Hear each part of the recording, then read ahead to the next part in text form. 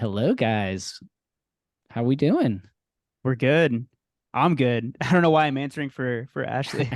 Don't answer for Ashley. Ashley, how are you doing? I'm doing well. It's a bright, sunny, warm day in SoCal. I've been missing this Oof. weather. I'm Oh smiling. my goodness. Yeah. Yeah, that we don't have SoCal weather in Austin. We have good weather in Austin, but not SoCal weather. It has been unseasonably cool in Austin. I know the dates are off when we drop these episodes, but it's late April right now and it should already be in the like high 90s and it's I'm not not. So complaining though. we'll take that. We'll take Yeah. that. Yeah. I'm down in LA. I moved here last year, and this is my first like full winter coming from the Bay Area. And I think we had more rain in LA this year than Seattle. So definitely not what I signed up for with the move. So today I think it's like 78. I couldn't be happier. Oh Perfect. my God.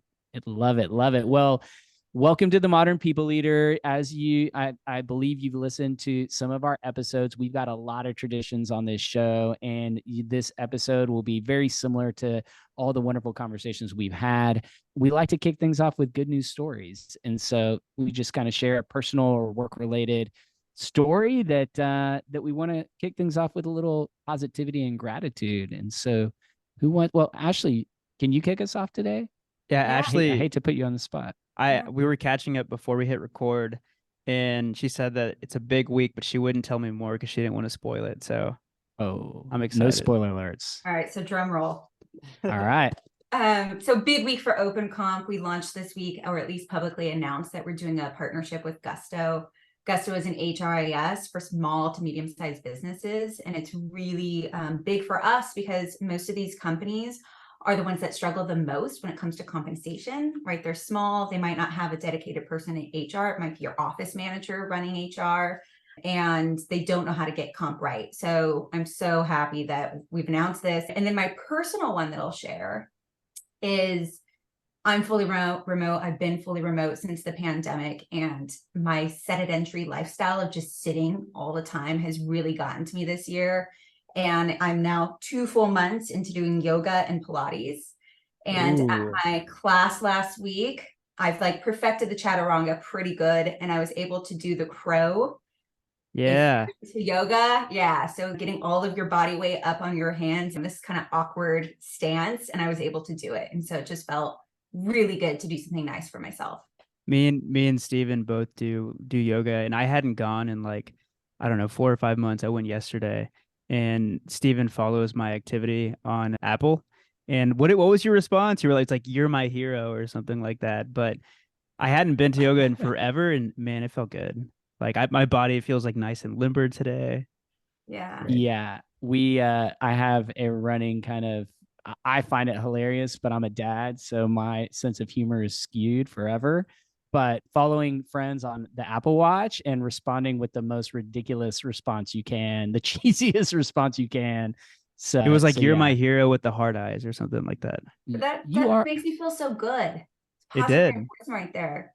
And it And Yeah. was Daniel, like, you are my hero. thank you. So And it was like within 5 seconds of me closing out the workout too. I was like, man, Steven, he's on it. Well, that I'm impressed instant you even wear the gratification. watch. Yeah. Good. You want to go next, Uh, Steven? Or do you want me to start? yeah, no, go ahead. I'll let you take it. Ashley just raised the game by giving personal and work good news. So, like, I need a second. So mine is both personal and work related. So I'm here in Vegas again this week. This is probably the most I've been to Vegas ever within the span of a month or two. But I'm here for a conference, and one of our past guests and one of our biggest listeners, Dom Boone from Liberty Latin America, he was doing a panel, and I saw him on the agenda, and I was like, you know what? I'm gonna surprise him, show up to his panel, and go say hi afterwards. So as soon as his panel was over, I walked up, patted him on the back, and just to see that look of surprise on his face was a great feeling.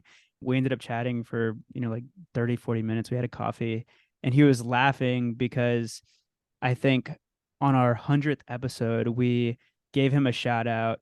And on our shout out, we said, I bet Dom is on his run listening to this. And we had said that once before. And when he heard that episode, he was on his run. So I'm hoping that Dom is listening to it again and he's on a run again listening to the Modern People Leader. Yes. Yes. I mean, Dom is like our number one fan, maybe top three. I don't know. I can't be so confident, but he's definitely up there. So that's awesome. Was that it? That's your That's my personal good and news, work? just that I got to Okay. connect with Dom. Very cool. Very cool. Personally, we have my daughters this weekend. I co-parent my two daughters, and they were deep into the soccer season. And so I'm looking forward to being outside, spending time with them and seeing some good soccer, man. Girls are so strong and tough. It's so much fun watching these soccer games. So that's my good news. I love it. How old are your girls? Well, they're 11 and 13. So I've Okay. got a teenager and a preteen. And let me tell you, life is changing over here at the Huerta household. But so far, so good. So far, so good. A I few more. my 4.5-year-old is in soccer, and it's a very different soccer. Like it's, kids sitting down in the field playing with the flowers while you're like, come on, get up, run. It's like amoeba. I call it amoeba soccer because it's like one big group of people that are just like moving, just Positionless. following the ball. It's positionless. Well, I know actually the hour goes so fast, and I know there's a ton that we want to cover. And so I'm gonna get us to our next kind of segment. And I call this the Brene Brown question. So tell us your story. Tell us about you and how you got to where you are today, the senior director of people at OpenComp. Happy to. My journey to HR is not a normal journey. I didn't get my master's in human resource management. I actually dropped out of college, and that's kind of where my story begins. I was 20, I believe, when I dropped out, and it was mostly I just wasn't interested in school at the time. Wasn't motivated by it. A lot of my friends were dropping out actually at the same time. I was more motivated by a lot of the social aspect, and I decided I didn't want to finish.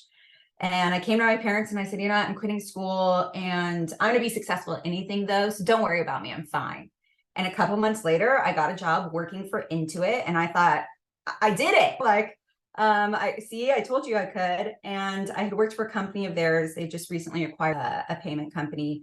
And I worked for them for about 2.5 years, and sitting in a cubicle at 22 just isn't fun. And I was getting really restless, and I was in Southern California, and I was coming to San Francisco like every month to go hang out with my best friend who was graduating college in San Francisco and talking about what she was going to do with her life and all the great things that were going to happen. And I was getting a little like anxious and jealous of like, well, I'm not really excited by my work right now. And one day she said, why don't you quit your job and come live on my couch in San Francisco and figure out what you want to do? And I thought about it, and I thought, I'm going to do that. And I came back to my job, and I had a wedding that I was going to in SoCal in like 2 months. So I thought I'll resign and do this after this wedding. And I got pulled into my supervisor's office, and I thought I was about to get fired because at this point I'd already made up my mind and checked out mentally from working this Intuit. And instead she offered me a promotion, and she said, lead positions come up. We would really love it if you could take over the team. The team was about 9 or 10 reps. And I had to admit to her in this moment that actually I'm leaving, I'm checked out, and here's my plan. And she thought that I was crazy. What do you mean you're going to move to San Francisco where you know no one? You're not going to have a job. You're not going to have a place to live. You're going to sleep on a couch. You're here for another 2 months. Take the job. We're giving you the promotion. And then at the end of the 2 months, we'll see after this wedding that you're going to if this is really what you do. And that's exactly what I did. I took it and I said bye. And I moved to San Francisco, and quickly I got into the hospitality industry there because there's lots of good food there. And I did that for another 2 years or so when I realized there was so much innovation and so much goodness happening in San Francisco, and people were doing really impressive work and meaningful work. And I wanted to get into it. And so I said, all right, it's time for me to go back to school. I went back to school, graduated, was about to start my teaching credential program because I actually wanted to be a teacher. And as part of the credential program, you need to do some volunteer work. And I started volunteering at an elementary school in East Oakland. And it was really difficult for me, emotionally really draining. And I gave it a second thought and thought, is this really what I want to do with my life? Because I need to give a lot of time to this. And I can't be half in or half out with these children. And so I took a step back, and I happened to meet with my now husband, but at the time boyfriend, him and his friend, for beer after work. And his friend worked in tech and said, why don't you come join us? My company's hiring like crazy. And I said, I'm not qualified to work in tech. Like, thanks, but no thanks. And later that night, I got on the computer and looked up his company while my husband was asleep. and found a job in recruiting. And I read the job description for recruiting coordinator, and I looked at all the bullet points and said, oh yeah, I can do this. And I applied for the job, and while I didn't get it, it gave me the confidence to go find something else. So then I wound up taking a job over at Redfin, doing recruiting coordination for their university program, so their internship program. And this is back when Redfin was really early. I mean, they still were huge, but they weren't in a bunch of states. They were really localized in a few hubs, and this is pre-IPO. And I did that for maybe 7 months when my contract came to an end. And I thought, okay, well, I'll go find another role doing this, and I'll get in-house and I'll do this for a year and I'll move on. And I found my previous company, which is Mesosphere, now called Day 2 IQ. And I joined them and I fell in love. They were Series B. They just got their funding and growing like crazy. I think there were about 70 employees when I joined on the recruiting side. After about 6 months, I felt like I'd mastered enough of the candidate experience, and I really wanted to get to know what employee experience meant and what that looked like. And the HR coordinator at the time had left, and I raised my hand and I went to the VP people and said, I think I can do that. Can I interview for that? And she said, oh, I'm so excited. Thank you. I actually was going to come to you. I think you'd be great at it. And from what I thought would turn into a 1-year job and I'd leave, I stayed for nearly 7 years. And so in my time there, I had a bunch of different roles, from HR coordinator to HR product manager. And this comes from the philosophy that HR ships product. So product is your onboarding experience. That's a product of HR. Performance reviews, products of HR, et cetera, right? Then I had some HR business partner roles there and was really in a good place when I got a call in 2020 during the pandemic, saying we're going to do a massive restructuring of the company. And as a result, the chief people officer is going to be let go. And we want you to go lead both recruiting and HR globally. So we were in many countries at the time. And are you up for it? And I had this moment of, I don't think so, right? Like, I love this company. These people are my family. And what you're saying is about to happen is going to be really hard and difficult. And am I up for this challenge? And so I called my mentor, who was the first chief people officer actually at that company. And I said, what should I do? And she did what great coaches do, which is coach me through it and said, yes, you can. I always knew you were going to be a people leader and this was your path. I didn't know how you'd get there, but you're there and you will get through this and you will do great. So I said yes. And in the next year and a half there, or my last year and a half there rather, led both people teams. We had the highest engagement score in the company's history during that time. I mean, we're talking post massive layoff and restructuring. To have the culture just kind of rebuilt was wonderful. And then I got a call in January of 2022 from that same mentor saying, hey, there's this opportunity. It's got you written all over it. Call me back. And I called her back. I was on vacation. I said, hey, how are you? I'm not looking. Things are going super well. We've got the highest representation of women in leadership since, this last year and a half. I'm not ready to make a move. And she said, well, just hear me out. There's this guy when I worked at Airbnb, and he built beautiful spreadsheets around compensation. And in HR, compensation it's so difficult that I was intrigued. And she said, just have a conversation with him. And she kept talking. And finally, after a moment, I said, are you talking about OpenComp? Because she hadn't said the company's name yet. And she said, oh my God, you've heard of them? And I said, yeah, I'm a customer.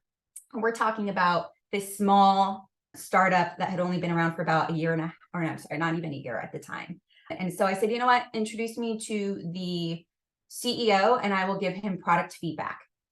So I went into these conversations last January, very naive, thinking I'm not leaving my company. And one conversation with Tang, the CEO and co-founder, turned into 4 hours, turned into dating. I'll say, quote, dating for 6 months. And then he asked me to commit and put a ring on it. And I've been in this happy OpenComp marriage ever since.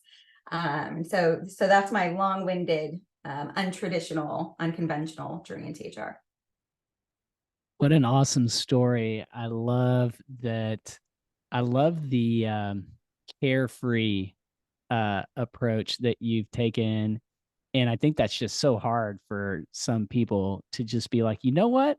I'm going to move to San Francisco and do a bit of couch surfing and, figure out like what is next. Just create the space to see what comes up for me. And clearly things came up for you. And so I absolutely love that story. And so for those of us that are not spending a lot of time in the people space, I'm just curious, how do you describe to friends or family that aren't familiar with like even what you do, like how do you explain what OpenComp does? Sure. So compensation historically has been kept in this little black box, I'll call it, right? Meaning that no one knows how compensation decisions are made. They don't know where they're benchmarked against, right? They have, and many organizations also have problems and struggles when it comes to designing compensation programs. So where are they in terms of competitiveness and attracting new talent and retaining talent that they currently have? And they lack compensation programs, frankly, that keep them in budget. And in 2023, there's this growing pressure to meet pay transparency legislation, pay transparency laws. And so at OpenComp, what we built is a compensation solution that basically provides the right information at every point of a compensation decision. So we help companies globally really figure out how to pay relative to the market. So if I'm working at a fintech company, what are other fintech companies in my space at similar sizes paying? And then we also help them design that compensation plan seamlessly, right? You can build pay ranges in 3 clicks, which typically without software takes months to do and physical labor to do so. And then also helping activate on those plans. So once you've built the best comp programs, they will all fall flat if your people managers can't stick to those pay ranges and that pay philosophy when they're getting into performance discussions, or if your recruiters, every time they go to make an offer, go outside of that carefully crafted compensation plan that you've built. And so with OpenComp, our solution will help you, one, understand how to build that, and then once you built it, how to activate and bring others in to really double down on that compensation plan. Wow, all things that we do not talk a lot about on this show. And one of the things we were most excited about, Ashley, is having someone, this has been like so top of mind, front of mind rather, for a lot of our guests. And so we want to, hopefully you'll be open to giving us a little education session a little bit later. But before we do that, why should we be jealous that you get to work at OpenComp and Daniel and I are not working there? I love this question because, and I want to like address this because I know a lot of HR leaders listen to your show. HR often cannot speak to what their company does. If you asked me what my previous company did, give me the elevator pitch, I would fumble, and I was there for nearly 7 years. It is very rare that an HR or people leader actually can talk to the product team. I'm on calls every week with our product team, giving them product feedback, doing some mock-ups and some beta testing with them. I've gotten on sales calls. I've actually closed a deal for our sales team. And again, for HR leaders to be able to do that, it's unheard of. We never get to connect to the product that you're building the way that I can here. And so for me, it's like super special. Yeah, you're almost like the company's best marketing asset too, right? Yeah. Get to do podcasts, get to do a lot of fun things like this. I'm sure they're sending you to conferences. I'm sure you're everywhere. So that's fun. Yeah. Oh, it's so fun. Yeah. It's an awesome opportunity for me. So OpenComp raised a Series A in 2022. Is that right?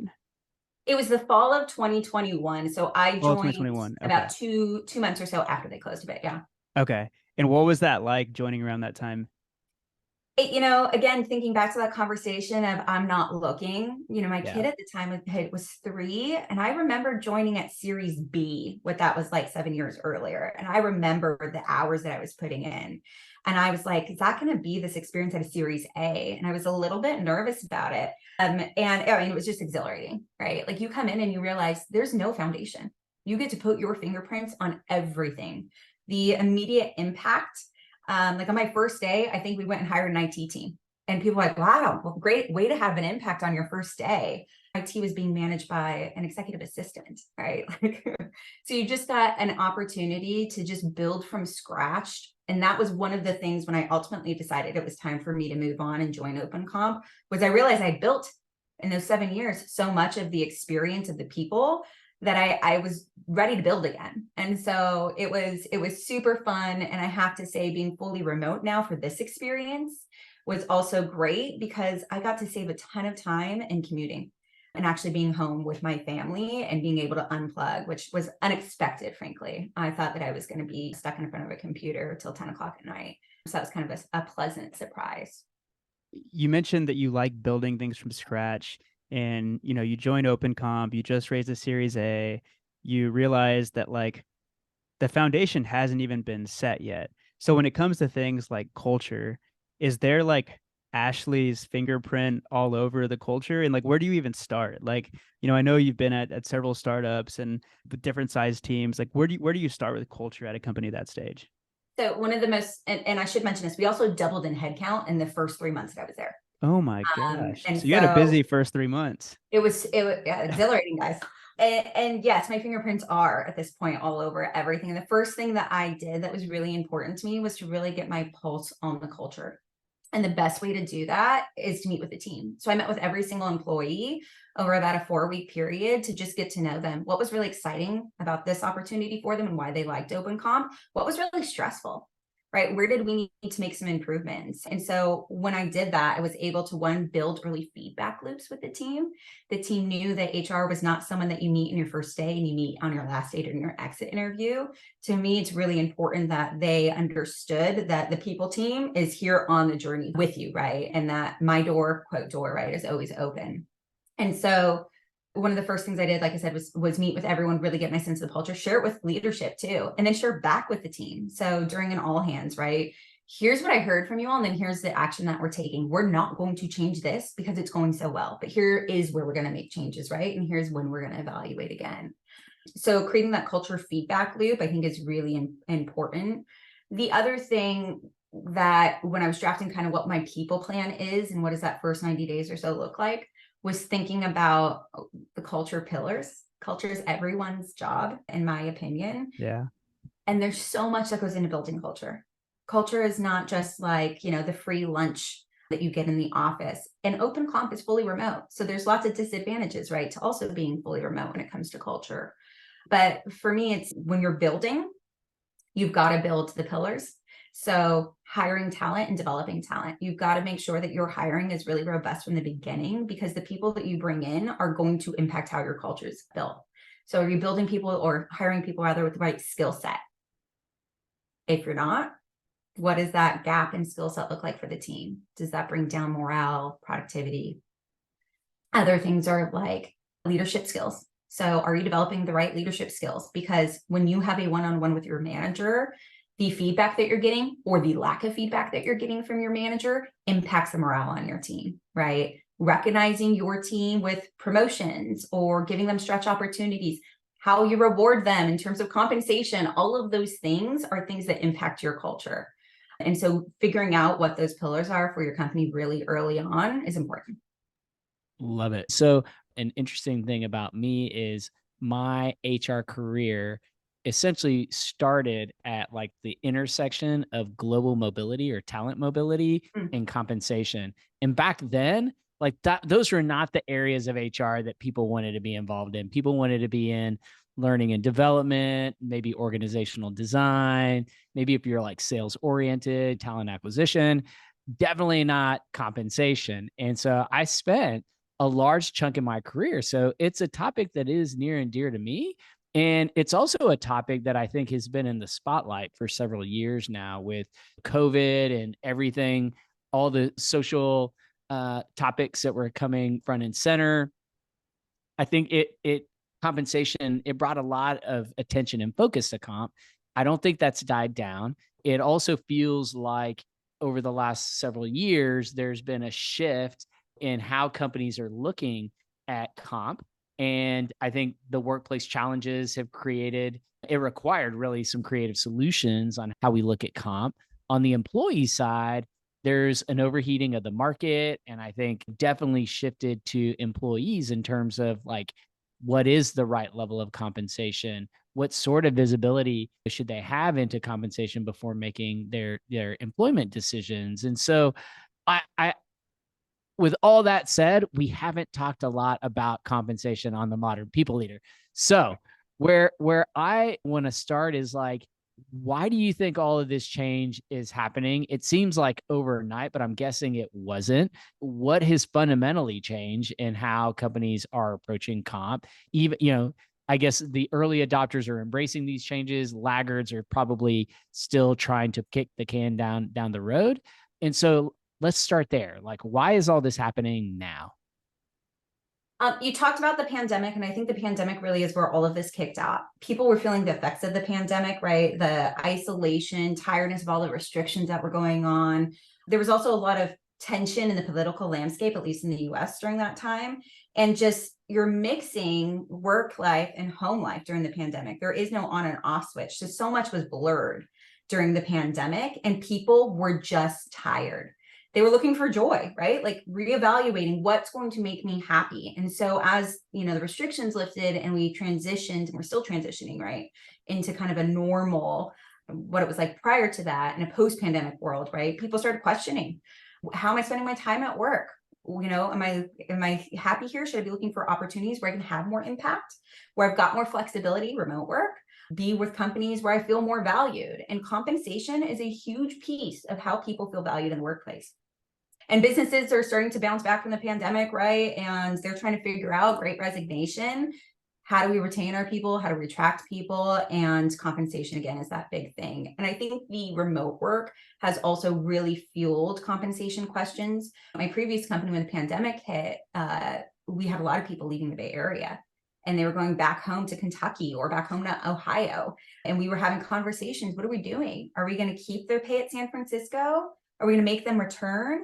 And so we kicked the can, said, well, when the pandemic's over, then we'll figure out what we're going to do, right? And by then, people had reestablished communities, right? They didn't want to come back.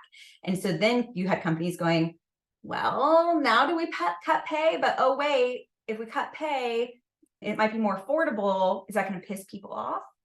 Is actually keeping our pay in San Francisco, as an example, is that a way to keep us more competitive, and especially during Great Resignation? So I think that the pandemic was huge. And then the second thing is pay legislation. In 2015 in California, that's the first time when employers were no longer to say, you cannot talk about compensation at work anymore as employees, right? Come 2015, you're allowed to start talking about comp. 2018 is in California, thank you, Jerry Brown, when companies now couldn't ask about your salary history. So you were coming into these conversations with candidates in the market, and you had to start saying, what are your salary expectations? And you had to hope that the people just didn't know. So we started to have pay legislation impact, at least in California, and California was looked at by a lot of other states. And now in 2023, now we need to start actually sharing those salary bands, not as, kind of if asked, but now we actually need to share with you. And now in California, if an employee comes to you and actually asks, hey, what's the salary range for my role at this level? You have to have an answer. You can't kick the can down the road anymore. So I think the post-pandemic life and people searching to find more value and knowing that comp is tied to that, I think the Great Resignation and trying to use compensation as a way to retain folks, and then this pay legislation has just blown up the comp space. So what I'm hearing is these changes are being driven by both kind of environmental changes and external and internal to companies, but also compliance with new laws, right? There are literally laws that are changing that companies are going to have to start complying with if they want to do business in these jurisdictions. Right. That's right. And now it's not just California either, right? It's Colorado, it's New York City. Right? And so what if I am a compensation manager? Like, how is this impacting my day-to-day job? What are some of the challenges that I'm struggling with? So it's not even compensation for sure, but I think about a head of people right now, they have to be able to address these pay transparency legislation and these things across the business. And pay transparency is going to mean something different to everyone. So for your CEO, it's how is my HR team helping drive our comp strategy? For your CFO, it's should I approve this comp plan, headcount plan, right? For a manager, it's when and what can I do about raises and bonuses for my team this year? For recruiters, what flexibility do I have to close a candidate? For candidates, right? How competitive is this offer? For new hires, when can I expect my first salary increase? So you've got these HR and people leaders who have to address all of and for the board, hey, is your plan physically responsible, especially in this economy right now? They want to make sure that you're being smart with your biggest area of spend, and your biggest area of spend is compensation. And so it's a huge challenge. And pay transparency, it's not an on and off switch. Too little transparency, you're going to lose candidates. I had someone in my network reach out and say, hey, would you mind, we're looking for a people partner. Would you mind giving me feedback on the job description? And she sent me a link to their website, and it didn't have a salary range. And I said, oh my gosh, This is like the hot topic in HR, and you expect an HR person right now to apply to this job. One, you're out of compliance. You guys are a California-based company. You are out of compliance right now. And two, no one is going to be attracted to this, right? So too little, you're going to lose folks. Too much transparency, everyone's going to want to raise, right? So you've got to really figure out what pay transparency is for everyone. And too much transparency, right? Everyone wants to raise, your budgets are blown. And so at OpenComp, what we're calling this is helping HR leaders find adaptive transparency. And that is getting the right information to the right people, the right audience at the right time. Adaptive transparency. I love that. So one of the reasons I love doing this podcast is I get to learn from people like you. And one thing that I would say that I'm probably undereducated on is just the topic of pay transparency just overall. So I thought we could do like a pay transparency 101, talk to us like we're learning from the very beginning of like the fundamentals of pay transparency and like how it even became a thing. And that's my first question. Like, how did it become a thing? You mentioned, legislation and recent events like the pandemic, but like, if you go back even further, like when did pay transparency even become a thing? Oh gosh, I wish I knew the date right now, but I think we're coming on like the 50th anniversary or 60th anniversary of the Equal Pay Act. And I think a lot of it stems from, if I'm being frank, women not being happy with their compensation. Women are not paid equal to men. And so part of this pay transparency is helping close that gender pay gap. And so making sure that we are sharing all of the legislation that's been passed more recently is helping close that gap. I mentioned earlier that we've started a coalition. We've got about 350 companies dedicated to closing the gender pay gaps within their company by 2027. Right. So I think a lot of this stemmed from women and equities that we were seeing in our own pay. And so pay legislation is really a reaction to that. And we're doing a lot of work with the government, frankly, and groups within it to help figure out how they can close their own pay inequities and gender pay gaps. And it's not only gender, right? There's also between races pay gaps. So I would say the history there is like, it's been 50, 60 years that this has been in the making, and it's really starting to get some steam in the more recent years. And I think really driven by women is what I would say. And this is probably a dumb question and maybe an obvious question to answer, but how does that gender gap even happen? Like historically, how does that happen? Yeah. Well, here's the thing. Men are better negotiators for the most part. And you also have to remember that for a very long time, men were the ones out in the workforce, right? It wasn't until the 70s that women could even open a bank account without having their husband sign the paperwork. So when you start thinking through just the up leg, and I think it was the 80s when women could no longer be fired for being pregnant. So when you just think about the workplace and what the workplaces look like for women for a very long time, we've been denied promotions, we've been denied salary increases at the rate of women. And for women, and this is something, one of the reasons that I joined OpenComp was everyone has a compensation story. They have their own, right? And when you're asked, hey, Ashley, what are you looking for in this role? If it's something that you're new to, you're starting a whole new career or just a new maybe role, and you don't have the support system to ask your network, what should I be asking? You're gonna lowball. You have no idea what's out there. And at OpenComp, like one of the things that we're doing is we've launched something called Paychecked, where you can actually go to our website, enter in your details, and we will tell you if that's in line with the market or not. So you have a sense. So if you've got an offer out right now and you're trying to figure out if it's market competitive, like go on our website and go check that out, because people just don't know how to fight for themselves. And if you, again, thinking pay legislation has been around for a while, but it's really been the last five or so years that this transparency lens has entered compensation. And so it's just so much of it comes from you just don't know what to ask for. So you're talking to Jane. Jane is a single mother in Florida. She's getting an accounting role. She's a single mother of 3. And they say, Jane, what do you want to make? And Jane goes, I don't know. She says $70,000.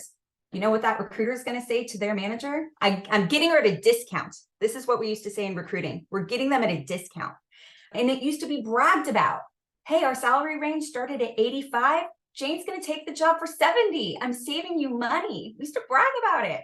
And so I think that that's some of it, right? Like if Jane knew, hey, 85 is the minimum you should be asking for. Think about what that does for her family. Think about this after school programs her kids now get to go to. Think about the vacations her kids get to take. Her standard of living has changed dramatically just because someone told her, hey, Jane, ask for 85, right? They would have said yes to 85. But men, and not everyone's a great negotiator, but men tend to be more, right? And they tend to have been in the workforce longer and all of those things. They've got a leg up in a lot of these things. And so that is all like fascinating to me, just going back and understanding the history behind these concepts. And it checks out. And I've heard the same about other underrepresented groups like minorities, et cetera, where there are like cultural things that factor into why a white person may be more prone to ask or counter an offer, whereas Latinx person may not. And I know there's a lot of research and data there. And so that all checks out for me. I'm curious, a lot of the trends that we've seen it feels like a lot of the trends we've seen post-pandemic are now being put to the test. And I think I know the answer to this, but my next question is, why do you think pay transparency is here to stay? I think it's here to stay because it shapes so much of our personal lives, right? All the things that I just said. It also is a bridge between culture. So I mentioned at the very beginning, what are those pillars of culture? And part of it is how do you reward your people? And when you think about people understanding, and especially the more recent generation, like Gen Z, they want to know what they're paid. They're going to demand it. So I think it's going to become harder for businesses to just deny this new emerging workforce what they're asking for. And so part of it is the company culture. Part of it is us just understanding how much that shapes personal lives, your professional life, and companies that operationalize pay transparency and actively talk about pay. They're going to put some authenticity into their culture and expand that value of compensation because they understand we're all humans, we're all people, and they're going to reward and recognize that in their teams. So let's imagine we fast forward to 2040. I don't know. I'm just throwing an arbitrary date out there. Yeah. And like what does pay transparency look like then in your mind? Like what does the future look like? For the people entering the workforce in 15, 20 years, do you think it's vastly different than today, or do you think it's just like a slight iteration? Yeah, I think maybe in colleges we'll start to actually have conversations, negotiation classes around compensation. I would love that if I was graduating and someone actually said, great, you have this degree. Here's all the roles now that you can go apply. And by the way, here's the salary ranges. I expect in 40 years from now that people at their first job will have a detailed, it's total reward statements today. Who knows what it'll be called in 40 years, but they're going to understand what that trajectory looks like for them in their first role. They're going to understand it in 4 years. They're going to understand if they do a lateral or go on a different track between management, that they will have a clear understanding of what they can expect in those positions. And I actually hope we don't get here. I don't think we're going to get to a place where everyone's salary is going to be posted next to their LinkedIn title, or you're going to walk into the cafeteria and you're going to see a list of everyone's name and their salary right next to it, because comp is deeply personal. And there are exceptions when you've got your parameters when you're building your comp philosophy, but you also need to understand when you're willing to go outside of those parameters. And it's something that we need to be as transparent as possible. But I hope we never get to the place where it's like, I know exactly what you're making and I'm pissed about it because I'm not there. Do you think that, so you mentioned this earlier, how with the shift to remote work, a lot of people realized that they could move from the Bay Area or New York to smaller cities where the cost of living is much lower, and they could get paid the same rate that they were making before. Do you think that that's here to stay? Or do you think, well, maybe the pendulum will swing back a little bit here in the next 5-10 years? I think for the next 5 years, we will continue to do that. And I think it gives companies competitive edge.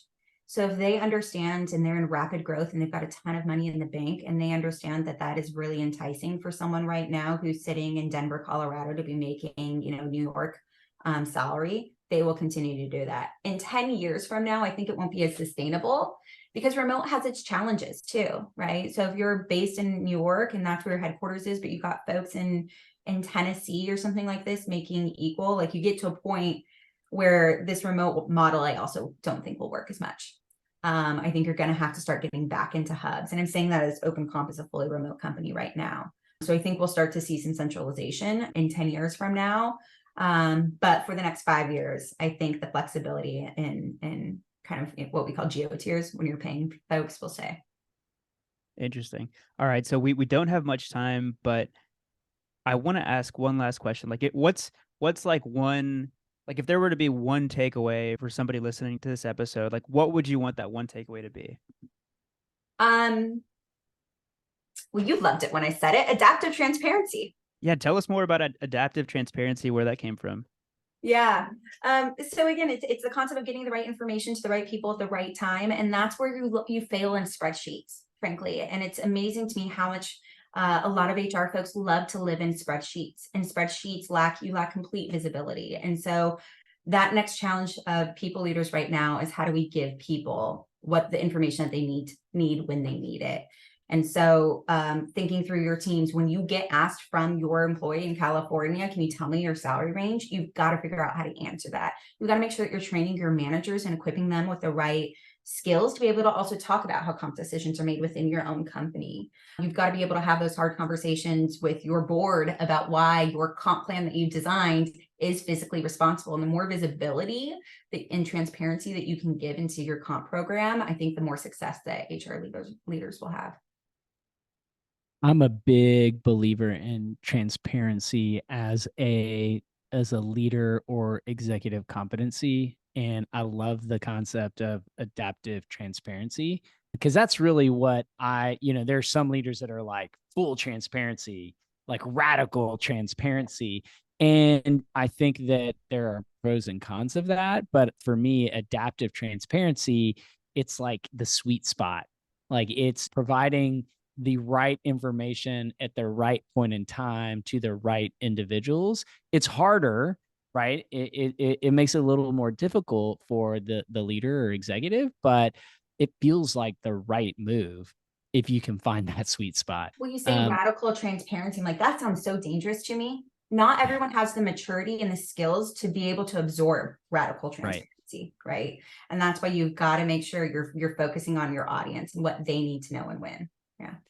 The other thing that I love that before we turn the corner and bring the conversation to a close, when you were sharing kind of the vision for the future, what came to my mind is like, well, first of all, I feel like negotiating your offer, like assessing offers and negotiating your compensation absolutely should be a class at college. It boggles my mind how few tools college graduates are given entering the workforce and are just expected to figure it out. I also think like this kind of future where you're not only being educated, but you have data to support decisions you're making. It's almost like an ROI calculator on my future, on my degree. So if I choose to be an electrical engineering major or a business major, if I had access to this kind of data, I could project out, okay, what is my first 5-year earnings? What will that look like? Is this the right decision? There's so many things in having accessibility to the information and that level of transparency would be really powerful, I think, to the next generation. Think about graduating from college in debt. $100,000 in debt, and you don't even know what you should be making. Like, why did you go to college? Was that worth it? And we're not equipping them with the right skills to go enter the workforce. Yeah, I mean, I'm sure a lot of people are questioning certain degree decisions that they made. Absolutely. And so I'm all for this. I love the future vision that you laid out. So we'll see how it all plays out. And maybe you can come back and join us and we can talk more about it. But unfortunately, we've got a couple of segments left in the show, and then we've got to wrap it up. And so I'm going to jump into what we call rapid fire questions. It's the same set of questions that we ask every guest. They some slight tweaks over time. And so are you ready to do this? Let's do it. All right, cool. First question. How do you define a modern people leader? What are the traits and characteristics? Empathy. We're all human at the end of the day, and we spend so much time at work. You've got to be empathetic. I would also say resilience and agility. I mean, if the pandemic and also this economy has taught us anything, we've got to be able to pivot and pivot seamlessly. Those would probably be my two, and maybe, strategic as well. Yeah. Love it. All those, yeah, +1 to every single one of those. Next question. If you could go back in time and talk to a 22-year-old you, what career advice would you give yourself and why? Stay confident. It's working. The other thing that I would say is surround yourself in rooms or with people when you're not in the room who will build you up. So surround yourself with people who make you better and go far. Oh, that's a great one. Yeah. There are a lot of people that will hold you back. And so try to find the ones that are going to propel you forward. Love that. Then the next question, we call it future or fad. And so of all the trends that we're hearing about right now, and there's no shortage of HR buzzy things happening, what's truly the future of work? Like, i.e., what's here to stay and what's just a fad, i.e., it's going to go away soon. Future is easy. Pay transparency. It's here to stay. Get on board. A fad, and I might get pitchforks at me for saying this, but I'm not sure hybrid is going to work. I think what will happen is as people have dispersed and they're super far from headquarters, and you've got people who have this hybrid approach who are going to the office, and you've got folks who are really far away, what that does to your culture, it makes it really hard. So I'm not convinced. Remote might be here to stay, but I mean fully remote or fully in office, or maybe office hybrid if you're in the same area. But I think this idea of being fully remote and having a hybrid model at the same time with some folks, I'm not sure that's right. I love how confident you were with your responses. A lot of people are afraid to answer that question. So thanks for doing that. There's no wrong answer. Yeah, there is no wrong answer. All right. So we have gotten a lot of our amazing guests from this question I'm about to ask you, and that's, who should we bring onto the show next? Like, are there one or two people that you have your eye on that you're like, ooh, I would love to hear them on the Modern People Leader? You should talk to our co-founder, Nancy Connery. So she runs another company that we had spun off of, frankly. And she worked with Mark Benioff over at Oracle. And when he started Salesforce, she was the first HR hire that they brought on board. She was with them through a ton of growth.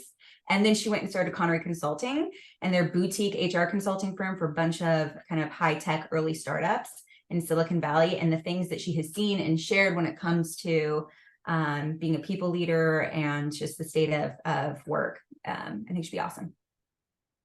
All right. And happy to make that intro. Yes, we would love that intro. Yeah. Okay, so this is our last tradition of the show, and it's one word or phrase close. So we can all respond with a word or a phrase that comes to mind, something that you want to leave people with at the end of the episode. And I can go first while y'all are thinking, because I already wrote mine down, and mine is GSD. So cheeky. He always writes it down. He always has I got to make sure that you don't go. steal it. I have to let you know. Oh, goodness. It's going to be pay transparency. Let's just keep with the theme of the day. Hey, and I'm going to wrap it up with crush it. Because because Daniel put the GSD out there. Okay. So what an amazing conversation. I love to geek out on this stuff, and you are such a sport, letting us go deep on the technical stuff, sharing information that I wasn't even aware of. And I feel like that was still tip of the iceberg. Like, we could have gone way deeper. For sure.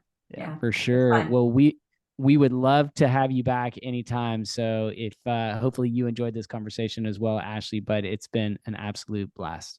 Thank you for having me. It was super fun. Happy to come back anytime. Thank you. Alrighty. Thank you. Bye. Bye.